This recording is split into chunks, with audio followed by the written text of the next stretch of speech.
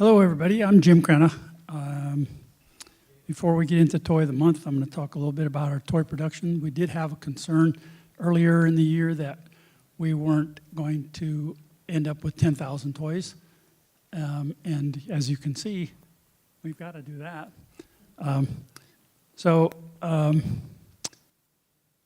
As we look at our numbers, what we have today is 5,167 toys are stored at AT&T, but we also have a good quantity of toys that have already been distributed.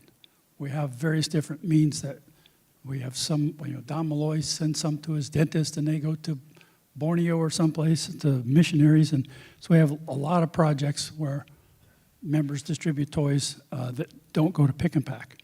So if we look at our total so far this year, we have made 9,427 toys. So we're probably easily going to get to 10,000.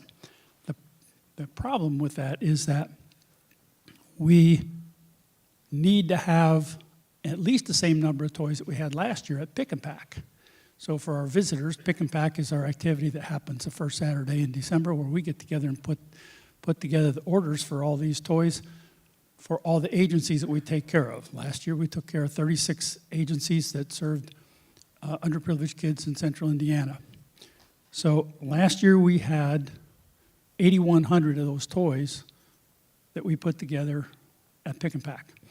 So if you look at what we've done so far this year, the toys that have already been built that are available for Pick and Pack and the toys that are promised. And by the way, Charlie Johnson texted me a few weeks ago and said, hey, we're going to have 1,500 toys for Pick and Pack. So that made a big difference.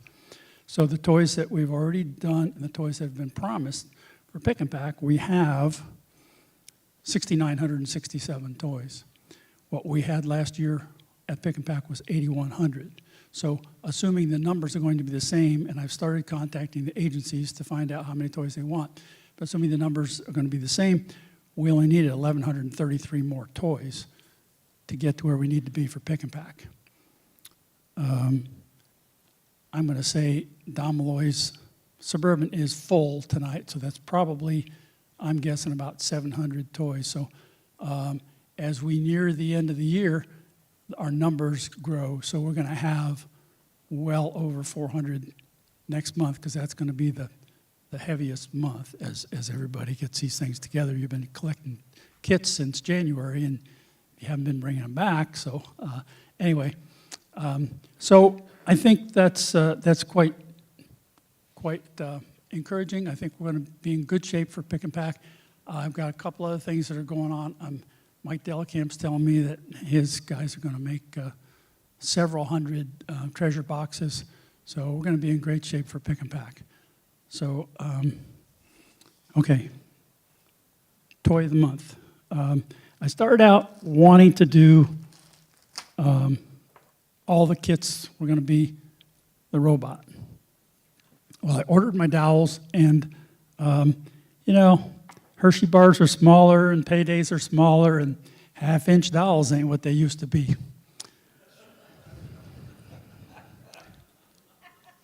I was really quite perturbed. So half the dowels that I ordered were too small for a half-inch hole, and too big for a 31/64 hole. So anyway, I sorted them out, and most of the ones I provided in the kit are going to take a 31/64 hole. So I told all the people that picked up kits about that. Everybody kind of seems to like this guy. There aren't really too many stipulations as to what you do here. The only thing we like to make sure of is that the dowels do fit fairly well in the hole, and the glue's going to hold them there. But other than that, a lot of variability just gives them character. So anyway, we only had 8 kits for this. The rest of the kits are a rehash of Happy Hippo. And if you haven't gotten your kit yet, they're back there in the back. For the visitors, kit looks like this. There's enough wheels and axles in here to make 13. You take the kit, you make 13, you keep the best one for yourself or your grandkids or whatever, you bring 12 back to another meeting. Now, you only got one meeting to bring these back for this year because we need to have these toys next month. If you don't get them done, then you can bring them back in January or February or whatever. Or you can bring half of them back, whatever you have done. So if you picked up a kit and you don't have your template, Mike Robards has been kind enough to cut these again for us. There's some back on the table. I think Tracy made the rounds and got caught up with everybody who has already taken kits. I've got a lot of the hippo kits left back there, so I don't want to take any of those home. Okay, boxes. We do like to have all the toys in boxes. It becomes very difficult to pick and pack when we have stuff in trash bags and who knows what. So I have boxes back there. I have 2 different size boxes. The smaller ones will be for most toys, and the larger ones would be if you're making treasure boxes or doll beds. I also have rolls of tape back there if you need tape to tape up the boxes. I have labels back there. The labels look like this. I'll hold it down here put it down here for the camera. Please make sure you fill out one of those labels and put the category number on it and get that on the boxes, please. Okay.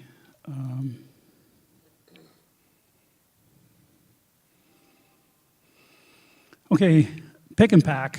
That's going to be, it's tentatively going to be the 1st of December. We don't have the Roche warehouse yet. Don Malloy's working on that. And so what's going to happen is we will meet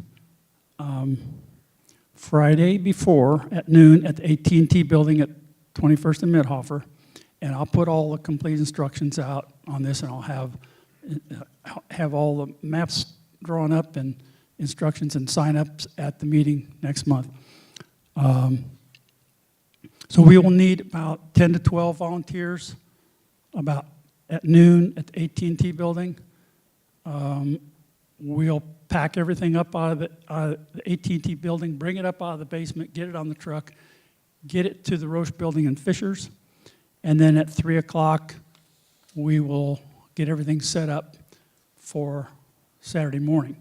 On Saturday morning, we start out at 8:30 with donuts and coffee, and then 9 o'clock we get down to business. Last year, by 11:30, we were eating pizza. We had all those toys packed up and ready to go. So I'll have sign-up sheets for that next month.